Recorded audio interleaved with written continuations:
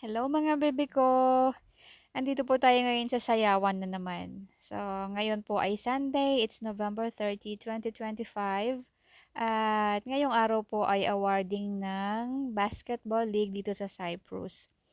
At dumaan po ako dito dahil napag-utusan po ako ni Madam Marlia Evans na makidalo. So, ayan po, awarding po at ito po ang nadatnan ko. Team Slashers, second place, congratulations! At nanalo kayo. At pagsapit ng dilim, may lagim. May sa labas.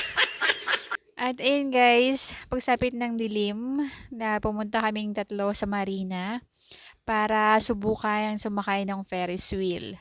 So after 7 years, dito sa Cyprus, second time ko itong makasakay. So 7 years ago, nakasakay na ako isang beses dito. And this is the second time. So, ayan, subukan natin.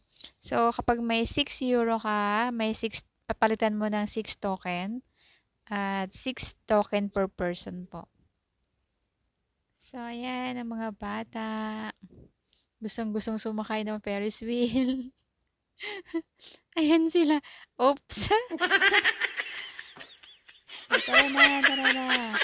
So, yun nga lang, 3 ikot lang. Hanggang 3 ikot lang talaga. At sabi ko nga, humirit pa ako, sabi ko isa pa. Pero hindi ako pinakinggan, guys.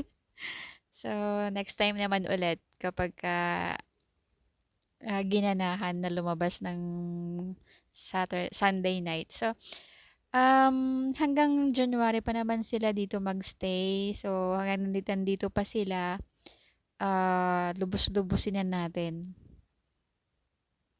Maraming rides, pero Ferris wheel muna ngayon kasi yung budget natin, kailangan din natin na kontrolin. Kapag sumakay po kayo ng Ferris wheel, ito po yung makikita nyo sa taas. Nasa gilid po tayo ng karagatan ng Limassol. At makikita nyo po dito ang mga ferry boat, mga yate, mga kabahayan, Molos Park. So, maganda. Exciting din ang sumakay dito. Yan, mga tao, nakapila pa. Marami din gustong sumakay, no? So, kailangan mo lang talaga din ng pumila.